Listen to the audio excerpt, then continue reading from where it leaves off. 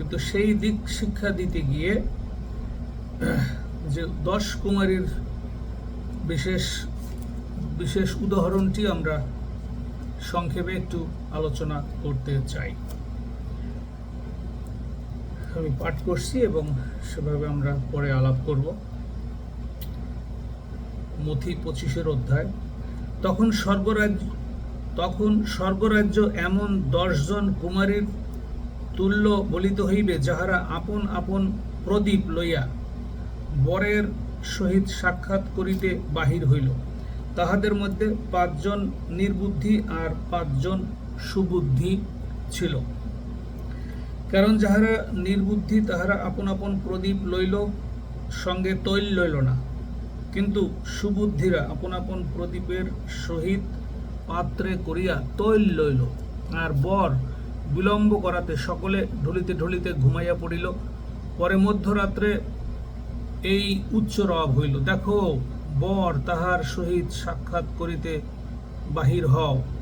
তাহাতে সেই কুমারীরা সকলে উঠিল এবং আপন আপন প্রদীপ সাজাইল। আর নির্বুদ্ধিরা সুবুদ্ধিদিগকে বলিল, তোমাদের তৈল হইতে আমাদিগকে কিছু দাও, কেননা আমাদের প্রদীপ নিভিয়া যাইতেছে। কিন্তু সুবুদ্ধিরা উত্তর করিয়া কহিল, হয়তো তোমাদেরও আমাদেরও জন্য কুলাইবে না, তোমরা বরং বিক্রেতাদের নিকটে গিয়া আপনাদের জন্য ক্রয় করো। তাহারা ক্রয় করিতে যাইতেছে, ইতিমধ্যে বর আসিলেন, এবং যাহারা প্রস্তুত ছিল তাহারা তাহার সঙ্গে বিবাহ বাড়িতে প্রবেশ করিল, আর দ্বার রুদ্ধ হইল। শেষে অন্য সকল কুমারীও আসিয়া কহিতে লাগিল, প্রভু প্রভু, আমাদিগকে দ্বার খুলিয়া দিউন। কিন্তু তিনি উত্তর করিয়া কহিলেন, তোমাদিগকে সত্য কহিতেছি, আমি তোমাদিগকে চিনি না। অতএব জাগিয়া থাকো, কেননা তোমরা সেই দিন বা সেই দণ্ড জানো না। আমেন। এই উদাহরণটি আমরা বহুবার শুনেছি, বহু আলোচনায় শুনেছি, কিন্তু এইখানে যদি এই অ্যাকাউন্টসকে আমরা বুঝতে চাই, শিখতে চাই, তাহলে ধরে নিতে হবে যে সেই প্রদীপকে, প্রদীপটা হলো টর্চ। টর্চটা কি? টর্চ বা আলো হয়তো আমাদের মাথায় আসে হারিকেনের বাতি, যেখানে আমরা তেল ঢুকাই, সেরকম আমাদের চিন্তায় আসে। কিন্তু এই টর্চ, আলো বা বাতি, এই বাতিটি কি এটি আমাদের জানতে হবে। বাতিটা কিন্তু সরাসরি আমাদের যীশু খ্রিস্টের প্রতি বিশ্বাস, তার ক্রুশীয় রক্ত, তার ক্রুশে মৃত্যু এবং এই পবিত্র রক্তের যোগ্য, তার ফলে তার মৃত্যু হয়েছে, তিনি কবরস্থ হয়েছেন এবং তিনি স্বর্গারোহণ করেছেন, তিনি আবার ফিরে আসবেন। এই বিষয়গুলি জেনে বুঝে যারা যিশুকে বিশ্বাস করতে পারে সেটি প্রয়োজন।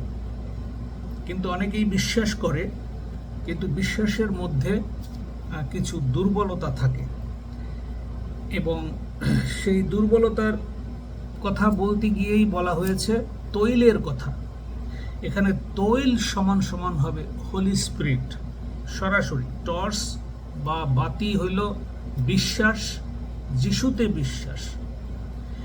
আর অয়েল যেটা, তৈল, সেটা হইল পবিত্র আত্মা, সরাসরি হোলি স্পিরিট।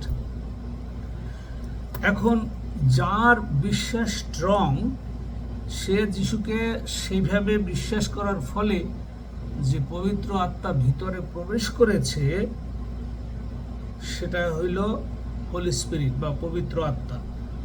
তখন এটা পারফেক্ট হয়, একজনের বিশ্বাসও দৃঢ় এবং যিশুকে গ্রহণ করে পবিত্রতাও তার ভিতরে। তখন সেটা হইল সুবুদ্ধি, মানে সে এখন পারফেক্ট, সে এখন তৈরি, সে এখন রেডি আছে, যে বর তুমি যখনই আসো, আম রেডি। এবং বর কনের ঘটনাটা কি, সেটা আমাকে জিহুদি জাতির বিবাহের যে পদ্ধতি রয়েছে সেটি আমাকে জানতে হবে। যে জিহুদি জাতির বিবাহের একটা সিস্টেম আছে, যে কন্যাকে সে ঠিক করে যায়, গিয়ে বর চলে যায় আবার বাবার বাড়িতে, গিয়ে সুন্দর করে প্রস্তুতি নেয়, বাসরঘর সাজায়, তারপরে যেদিন নিতে আসবে সেই দিন তার সঙ্গে সেই বরযাত্রী আসবে, এসে কন্যাকে নিয়ে যাবে। এই যে জিহুদি জাতির যে সিস্টেম, একইভাবে ঈশ্বর হইল বাবা এবং যিশু হইল ঈশ্বর পুত্র এবং ইসরায়েল হইল কন্যা। কন্যাকে ঠিক করে ফেলেছে অনেক আগেই, সে অব্রাহামের বংশোদ্ভূত, তারপরে জিহুদি জাতি, তাদেরকে আগেই ঈশ্বর মনোনীত করে রেখেছেন। তারপরে যিশু নিজেই এসে সরাসরি তাদের সাথে এই সমস্ত কথা বলতেছে যে দেখো, যারা আমার প্রতি বিশ্বাস আনতে পারবে না তারা কিন্তু আমার স্বর্গীয় স্থানে, যেখানে আমি স্থান প্রস্তুত করার জন্য যাচ্ছি, সেখানে আমি তাদেরকে নিতে পারবো না। খুব সুন্দর করে নানাভাবে প্রভু যিশু তিনি নিজে তার নিজের বংশের লোকদেরকে অনেকভাবে সে বোঝাবার চেষ্টা করেছে। কিন্তু যেহেতু তারা যিশুকে শেষ পর্যন্ত স্বীকৃতি দেয় না এবং তার কথা শুনে নেয় এবং যিশুকে রিজেক্ট করছে, প্রত্যাখ্যান করেছে, এবং শেষ প্রত্যাখ্যান হইল কখন? যখন স্টিফানকে পাথর মারা হয়, সেই দিন স্টিফান রিভিশন দিয়ে সব বলেছে। তখন যিশু বলছে যে এনাফ, অনেক হয়েছে, সরি স্টিফান, তুমি উপরের দিকে তাকাও, আমি সিংহাসন ছেড়ে দাঁড়িয়ে তোমাকে আমার গৃহে আহ্বান করব, আমি তোমার দৃষ্টি স্বর্গ পর্যন্ত নিয়ে গেলাম, তুমি যাতে স্বর্গ দেখতে পারো পৃথিবী থেকে। এত পাওয়ার, এগুলো আশ্চর্য কাজ, ঠিক আছে? এই জন্য আমরা অনেক সময় বুঝি না, এগুলি আশ্চর্য কাজ। তখন স্টিফান দেখলো যে ওয়াও, যিশু নিজে সিংহাসন ছেড়ে দাঁড়িয়ে আমাকে ডাকছে, আমাকে যেতে বলছে উপরে। তো তখন কে তাকে পাথর মারলো আর কে বেশি জোরে আঘাত করলো, এটি স্টিফেনের কাছে বড় বিষয় ছিল না। হয়তো সেই অনুভূতিই তার ছিল না, কারণ সে সম্পূর্ণ তৈরি, কারণ সে সম্পূর্ণ যিশুতে বিশ্বাসী। এটি হলো মূল বিষয়, সম্পূর্ণ বিশ্বাসী এবং পবিত্রতা তাকে গাইড করতেছে, এই জন্য এটি সম্ভব। এখন এই যে বিবাহ বাড়িতে যে ভার্জিন 5 জন, 10 জনের মধ্যে 5 জন যেতে পারছে, তারা হইল সুবুদ্ধি বলা হয়েছে এখানে। সুবুদ্ধি মানে হইল সঠিক বিলিভার, সঠিক বিশ্বাসী। এই সঠিক বিশ্বাসীটা কি, এটা কিন্তু বহু লোক বুঝতে পারতেছে না। তারা জানে যে সঠিক বিশ্বাস আবার কি, কারণ আমি তো বিশ্বাস করি যিশুকে, আমি গির্জায় যাচ্ছি, প্রার্থনায় যাচ্ছি, অনুষ্ঠান করছি, সবই তো ঠিকঠাক মতন করতেছি, আমি ঈশ্বরকে ধন্যবাদ দিই, প্রার্থনার বিষয় রাখি, প্রার্থনা হয়, সবই সুন্দর। কিন্তু যিশু হঠাৎ করে আবার তাদেরকে বলতেছে যে আমি তোমাদেরকে ভাই চিনি না, আমি সরি। একদম বিচার, এটা বিচার, উপরেই বলা হয়েছে বিচার দিনের বিষয়ের দৃষ্টান্ত। সবকিছু সুন্দর থাকা সত্ত্বেও যিশু বলছে দরজা তো ক্লোজ, সরি। তোমাদের এই যে যারা অবিশ্বাসী, যারা বিশ্বাসী দুর্বল, তার মানে যাদের ভিতরে তৈল নেই, যে বাতির মধ্যে, বাতি মানে হলো বিশ্বাস, সেই বাতির মধ্যে যে তেল, সেই তেল হইল হোলি স্পিরিট। তো তোমার বিশ্বাস নরবরে বিধায় তোমার ভিতরে হোলি স্পিরিট কাজ করতেছে না, যার জন্য ওই হোলি স্পিরিট আসলে তোমাকে নিয়ে আসবে। ওই হোলি স্পিরিট হলো ঈশ্বরেরই আত্মা, ওটা বায়না দেওয়া হয়েছে এবং তোমাকে উপরে নিয়ে যাবে, কিন্তু তুমি সঠিকভাবে সেটি করোনি। এই যে গ্যাপ, এটাই বর্তমানে পৃথিবীতে সমস্যা। বহু মণ্ডলী, বহু মত, যার যা খুশি, সবারই তো স্বাধীন সত্তা রয়েছে, কাউকে তো কাউকে বারণ করার কিছু নাই। কিন্তু বাইবেল এত স্পষ্টভাবে স্পেসিফিক ওয়েতে বলছে, একদম ম্যাথমেটিক্সের মতো, এই অঙ্ক মিলতেই হবে। যদি না মিলে তাহলে 10-এ 10 না পেয়ে 0 পাওয়া যাবে। আমি অর্ধেক ভালো করছি অঙ্ক, শেষেরগুলি আমি ভালো পারি নাই, হয়তো আমি রেজাল্টটাও কোনোভাবে মিলিয়ে দিয়ে দিছি, কিন্তু 10 নাম্বার আমাকে তো দেওয়া হয়ই নাই, যেহেতু অঙ্কের ভিতরে ভুল, টোটালি 0 পাবে সে। 0 পাওয়া মানে সে আর বিবাহ বাড়িতে প্রবেশ করতে পারল না। It's very very sad. এই বিবাহ বাড়িতে প্রবেশ, দুইটা জিনিস যদি না ভালো করে বোঝা যায়, তাহলে বাইবেলের এই জিনিস কোনোভাবে কোনো মানুষের পক্ষে বোঝা সম্ভব নয়। স্পেসিফিক জিনিস, বিবাহ বাড়িতে প্রবেশ মানে হলো র্যাপচার, অর্থাৎ 7 বছরের যাতনার পরে যিশু আসবে, সেই একটা আশা, সেটা হলো শেষ আশা।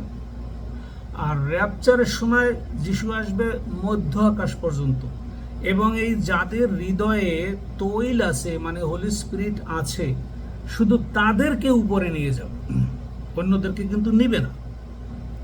সেটা যদি আমরা রোমিও পুস্তকে, আমরা অনেক ভার্স আছে বাইবেলের, কিন্তু সবগুলি তো হয়তো আমরা এখন দেখবো না, কিন্তু আমরা রোমিও পুস্তকে যদি একটু যাই, 8 অধ্যায়, আমরা যদি সেখান থেকে একটু জায়গা দেখি, যে 8 অধ্যায় 9 পদ, কিন্তু তোমরা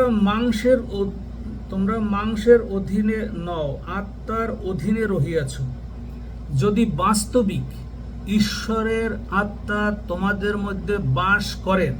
এই যে ঈশ্বরের আত্মা, যদি সত্যি সত্যি হোলি স্পিরিট তোমার ভিতরে থাকে, আচ্ছা, কিন্তু খ্রিস্টের আত্মা যাহার নাই, সে খ্রিস্টের নয়।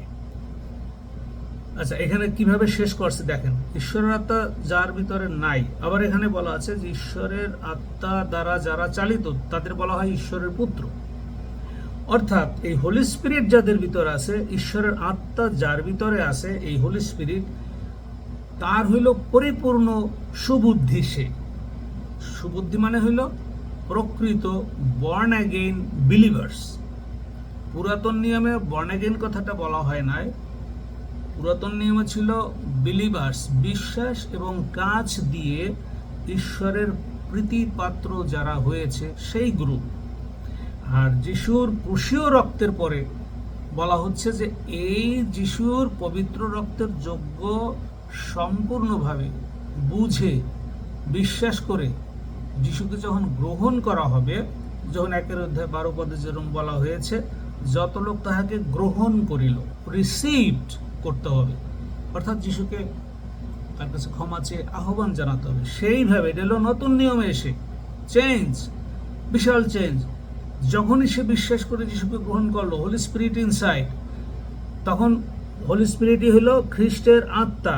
এই খ্রিস্টের আত্মা আমাদেরকে কিন্তু বহন করে নিবে। আমরা যদি 1-2 পদেও দেখি, 8-1, অতএব এখন যাহারা খ্রিস্ট যিশুতে আছে, তাহাদের প্রতি কোনো দণ্ডাজ্ঞা নাই। তার মানে বিচারে তারা দণ্ডিত হচ্ছে না। বিচার মানে হইল কি, কে ভিতরে আসতে পারবে আর কে পারবে না, সেটা চিন্তা করতে হবে।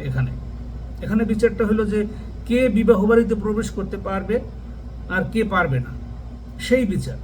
সুতরাং বলছে যে যাহারা খ্রিস্ট যিশুতে আছে, তাহাদের প্রতি কোনো দণ্ডাজ্ঞা নাই, কেননা খ্রিস্ট যিশুতে জীবনের আত্মার যে ব্যবস্থা, তাহা আমাকে পাপের ও মৃত্যুর ব্যবস্থা হইতে মুক্ত করিয়াছে। কারণ যা হোক, এটা প্রয়োগ বলে আবার ব্যবস্থার ভিতরে নিয়ে গেছে, কিন্তু খ্রিস্টের আত্মা, সেই বিষয়টাকে এখানে হাইলাইট করা হয়েছে।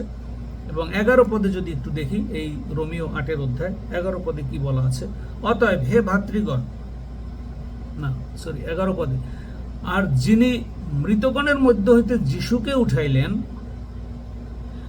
তাহার আত্মা যদি তোমাদের মধ্যে বাস করে, তাহাদের আত্মা মানে যিশুর আত্মা যদি তোমাদের মধ্যে বাস করেন, তবে যিনি মৃতগণের মধ্য হইতে যীশু খ্রিস্টকে উঠাইলেন, তিনি তোমাদের অন্তরে বাসকারী আপন আত্মা দ্বারা তোমাদের মর্ত দেহকেও জীবিত করিবেন। এই টার্মসটা বুঝতে হবে। এক জায়গায়, এখানে একই জায়গায় ঈশ্বর, একই জায়গায় যিশু, দুইটা বিষয়। এটা ভালো করে খেয়াল করতে হবে যে ঈশ্বর তো এক ঈশ্বর, কিন্তু যিশুও তো ঈশ্বর। তিনি মাংসিক বেশে আসছে, তাকে স্বর্গারোহণ করানো হয়েছে এবং ঈশ্বর আত্মা সেটা করিয়েছে। এখন ঈশ্বরাত্মা সেটা করিয়েছে। এখন যিশুর আত্মা যার ভিতরে আছে, ঈশ্বর তাকেও ঠিক তেমনি ভাবেই জীবিত করে উপরে নিয়ে যাবে। এই যে উপরে নিয়ে যাওয়াটাই হলো র্যাপচার। যে পৃথিবীতে ট্রিবুলেশন আসতেছে, 7 বছরের মহা যাতনা আসতেছে, এই যাতনার আগে এই র্যাপচার হবে। কিন্তু কখন হবে, কোন সময় হবে, আমরা সেটা জানি না। তার মানে 2 বার যিশুর আগমন। প্রথমবার এখন প্রথমবার যখন যিশু আসবে, তিনি আসবে হলো মধ্য আকাশে, এসে এই যে টান মেরে তিনি জীবিত করে নিয়ে যাবে, নিয়ে গৌরবান্বিত দেহ দিবে। এই গৌরবান্বিত দেহ যে পাবে না, সে যিশুর বিবাহ ভোজে অংশ নিতে পারবে না। এখন 2 ধরনের লোক থাকবে, তাই না? এখানে মথিতেই বলা আছে যে একজন যাতা পিসবে, একজনকে নেওয়া হবে, আর একজনকে নেওয়া হবে না। তার মানে যার ভিতরে তৈল নাই, মানে পবিত্রতা আসলে ভিতরে ধারণ করতে পারে নাই যিনি, তার কিন্তু সবকিছুই সুন্দর। সে কিন্তু বরযাত্রীতে যাওয়ার জন্য ওই আর 5 জনের সঙ্গে আর 5 জন, 10 জনই তো আসছে, সুযোগও পেয়েছে আসার জন্য, রেডিও হয়েছে। কিন্তু ঠিক যখনই বর আসলো, 5 জন যেতে পারল না। বিষয়টা অত্যন্ত গভীর, এবং অন্তত যারা খ্রিস্ট বিশ্বাসী তাদের এগুলি জানতেই হবে। না জানলে এটা হবে না। তার মানে যার ভিতরে তৈল আছে, মানে পবিত্র আত্মা অলরেডি সিল করা হয়ে গেছে। এফেসীয় 1:13 পদে, যেই যিশুকে গ্রহণ করলাম, পবিত্র আত্মা আমার বিবেক আত্মাকে সিল করে রাখছে। এখন যখনই বর আসবে, মানে সিল করে পবিত্রতা যখন ভিতরে, দেন আই এম রেডি। এখন যখনই যিশু 3য় আকাশ থেকে নেমে 2য় আকাশে আসবে, এবং এসে যখন ডাক দিবে আইসো, আর তখনই প্রথমে মৃতরা যাবে, তারা দেহ পাবে, উপরে গিয়ে গ্লোরিফাই বডি পাবে। তাহলে প্রথমে মৃতরা গেল, তারপরে যাবে জীবিতরা। এই 2টা গ্রুপই উপরে আকাশে, 2য় আকাশে গিয়ে গ্লোরিফাই বডি, গৌরবান্বিত দেহ পেয়ে, ওইটা হলো বিবাহের পোশাক। ওই পোশাক পরে ঈশ্বর হইল বাবা, তার বাড়িতে গিয়ে সেখানে সেই বর যাত্রীকে সাজানো হইল, যে যিশু আসার যে প্রস্তুতি, সেই প্রস্তুতি ওখানে করা হচ্ছে। আর সেইখানে এই বিশ্বাসীরা ঢুকে পড়বে, এবং 7 বছরের যাতনার পর যখন যিশু আসবে, ওই যিশুর আশাটাই হইল বর যাত্রীর সঙ্গে তুলনা করা হয়েছে। যিশু এসে ইসরায়েল জাতিকে মুক্ত করবে। এবং 2য় পিতরে যদি একটু যাই আমরা, 2য় পিতরে একটু দেখতে পারি, 3:10 পদটা যদি একটু পড়ি আমরা। কিন্তু প্রভুর দিন চোরের ন্যায় আসিবে, তখন আকাশমণ্ডল হু হু শব্দ করিয়া উড়িয়া যাইবে, এবং মূল বস্তু সকল পুড়িয়া গিয়া বিলীন হইবে, এবং পৃথিবী ও তাহার মধ্যবর্তী কার্য সকল পুড়িয়া যাইবে। তার মানে আগুন দ্বারা পৃথিবী শেষ হবে। প্রভুর দিন চোরের ন্যায় আসবে। এই প্রভুর দিন কিন্তু ভিন্ন। এই প্রভুর দিন মানে হলো যিশু এই বরযাত্রী নিয়ে যখন নেমে আসবে, সেটি হলো প্রভুর দিন। আর মধ্য আকাশে যখন নিতে আসবে, সেটিকে বলা হয় র্যাপচার, বা আমাদের যাতনার 7 বছরের আগে উনি আমাদেরকে সরাইয়ে নিয়ে গেল পৃথিবী থেকে। এখন আমরা উপরের স্টেজে আছি। সেই স্টেজ থেকে আমরা দেখব যে 7 বছরে কিভাবে পৃথিবী ধ্বংস হয়, এবং যিশু ফাইনালি এসে ফাইনাল যুদ্ধ করবে, যেটা আর্মাগেদন ফাইট। সেইটাই পৃথিবীর শেষ যুদ্ধ, এবং সমস্ত শয়তানকে তখন বন্দী করা হবে। সমস্ত শয়তানকে বন্দী করা হবে, কিন্তু সবসময় 2টা ভিন্ন। একটা হইল আমরা পরজাতির একটা বিষয়, আর জাতি মানে হলো জিউস, জেরুজালেম, তারা হলো জাতি, আব্রাহামের বংশ। কিন্তু আমরা বিশ্বাসে তার সঙ্গে সংযুক্ত হব, সেটা পরের বিষয়। কিন্তু আগে আমাকে বুঝতে হবে 2টি অ্যাকাউন্টস ভিন্ন। যদি আমি প্রকাশিত বাক্য 21:27 পদে যাই, তখন আমরা দেখব যে জীবন পুস্তকে যাদের নাম রয়েছে তারাই প্রবেশ করবে। এই প্রবেশটা কোথায়? এখানেও প্রবেশ করার কথা বলা হয়েছে, এবং নির্বুদ্ধি 5 জন যেতে পারে না, দরজা বন্ধ। বন্ধ করে দেওয়া হয়েছে। তারা প্রবেশ করছে, দরজা বন্ধ করা হয়েছে। আবার প্রকাশিত বাক্যে এসেও বলছে তাহারা প্রবেশ, ফিউচার টেন্স, এখানে প্রবেশ করিবে, ফিউচার টেন্স। কখন? এই যাতনার কালের শেষে যখন যিশু শেষবারের মতন পৃথিবীতে আসবে, এসে জিহুদি জাতিকে মুক্তি করবে, 1/3 লোককে, তাদের নাম হইল জীবন পুস্তক, এবং তারা সেখানে ঢুকে পড়বে। সুতরাং এই অ্যাকাউন্টসটা বুঝতে হবে যে 7 বছরের আগের একটা ঘটনা আর 7 বছরের পরের একটা ঘটনা, দুইটাই যিশুর আগমনের ঘটনা, দুইটাই প্রবেশের কথা বলা। প্রথমটায় প্রবেশ করব আমরা, মধ্য আকাশে চলে যাব, সেখানে গিয়ে গৌরবান্বিত দেহ পাবো। আর দ্বিতীয় প্রবেশ হইল যে জেরুজালেম, এখান দিয়ে গিয়ে তারা ঢুকবে। কোথায় ঢুকবে? আমরা তো উপরে গেলাম বিবাহ বাড়িতে, তখন বরের সঙ্গে নেমে আসলাম, বর যাবে কোথায়? বর এসে কন্যাকে নিয়ে এই যে নতুন আকাশ নতুন পৃথিবীতে ঢুকে পড়বে।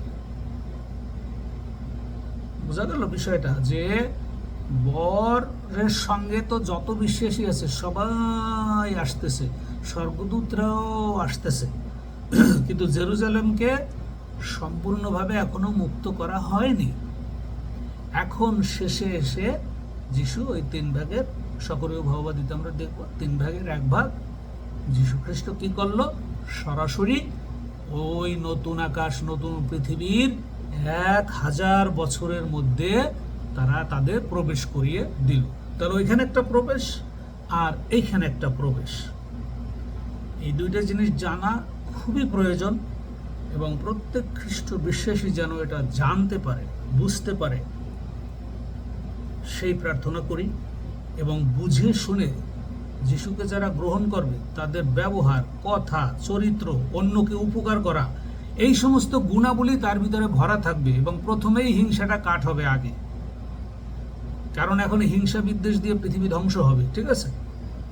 সুতরাং কতগুলো সিমটম আছে, এইসব হিংসা বিদ্বেষ এইগুলা এখানে কোনো স্থান নাই, কোনোভাবে স্থান নাই। পরিষ্কার এখানে লেখা, আমরা বললাম যে খ্রিস্টের আত্মা যাদের অন্তরে নাই তারা যেতে পারবে না। সুতরাং এই যে সতর্কতা, কখন সতর্কতা দিল? যিশু মথে 24 অধ্যায় বলে দিচ্ছে সব, কিভাবে ধ্বংস হবে, কিভাবে পৃথিবীটা শেষ হয়ে যাবে, সমস্ত কিছু শেষ হয়ে যাবে। এবং এমন মহাক্লেশ আসবে যে 24-21 পদে, কেননা তৎকালে এইরূপ মহাক্লেশ উপস্থিত হইবে যেরূপ জগতের আরম্ভ অবধি এই পর্যন্ত কখনো হয় নাই আর কখনো হইবেও না। তার মানে এইটাই শেষ। সুতরাং বন্ধুগণ, আসুন আমরা এই বাইবেলকে বুঝতে হবে, বাইবেলকে বুঝতে হবে। বাইবেল এত সহজ পুস্তক নয়, কারণ আমি নতুন পৃথিবীতে, নতুন আকাশ নতুন পৃথিবীতে অনন্তকালের জন্য জীবিত থাকব, আর সেই সমস্ত পথ এখানে প্রদর্শন করা হয়েছে, বুঝিয়ে দেওয়া হয়েছে, জানানো হয়েছে, আর আমি নিজেকে বলবো খ্রিস্টান আর আমি কিছুই বুঝবো না? নো, এটা বাইবেল বলে না। এবং তাদের জন্যই কিন্তু শাটডাউন, দরজা বন্ধ হয়ে যাবে, কিছু করার থাকবে না। সুতরাং যিশু এমন সময় সতর্কতা করেছে যে পৃথিবীর শেষ অবস্থা বর্ণনা করার সময় তিনি এই উদাহরণটা দিয়েছে, বি কেয়ারফুল। তুমি যদি যিশুকে সত্যিভাবে গ্রহণ না করো, তাহলে হোলি স্পিরিট তোমার ভিতরে নাই, ইউ আর জিরো। তুমি যত সুন্দর কথা বলো, যত সব কিছু সাজাও, ভাই, মানুষকে খুশি করার জন্য তুমি অনেক কিছু করেছো, দ্যাটস গুড, ভেরি নাইস, কিন্তু নিজের বিবেক আত্মাকে রক্ষা করতে পারলা না, ব্যর্থ। এই ব্যর্থ জীবনে যেন আমরা প্রবেশ না করি। এখানে ধনী গরিবের কোনো ব্যাপার নাই, শিক্ষিত অশিক্ষিতর কোনো ব্যাপার নাই। এখানে হলো পার্সোনালি কে যিশুকে সঠিকভাবে গ্রহণ করছে, তার দ্বারাই প্রভুর কাজ হবে। অন্যের দ্বারা যতই সে প্রচার করুক, ওতে কাজ হবে না, আজ যাবৎ হয় নাই, যার জন্য এই পৃথিবীর এই অবস্থা, ভবিষ্যতেও হবে না। ট্রু বিলিভার, সে যদি দরিদ্র হয়, সে যদি মাঠে পড়ে থাকে, দেখা যাবে তার মধ্য দিয়ে আর একজন যিশুকে গ্রহণ করতেছে, হয়তো সেটা কেউ জানেই না। সুতরাং বন্ধুগণ, আমরা আসুন সতর্ক হই, একে অপরকে আমরা সতর্ক করতে পারি, কিন্তু সিদ্ধান্ত যার যার ব্যক্তিগত। সবাই সুস্থ থাকুন, ভালো থাকুন, সবাই যেন আমরা বর্ন অ্যাগেইন হতে পারি, সেই প্রার্থনা রেখে আজকের আলোচনা শেষ করছি। প্রভুকে ধন্যবাদ, আপনাদেরকেও ধন্যবাদ জানাই। God bless you all. Bye. আমরা প্রভুকে ধন্যবাদ দেই তার জীবন্ত বাক্যের জন্য।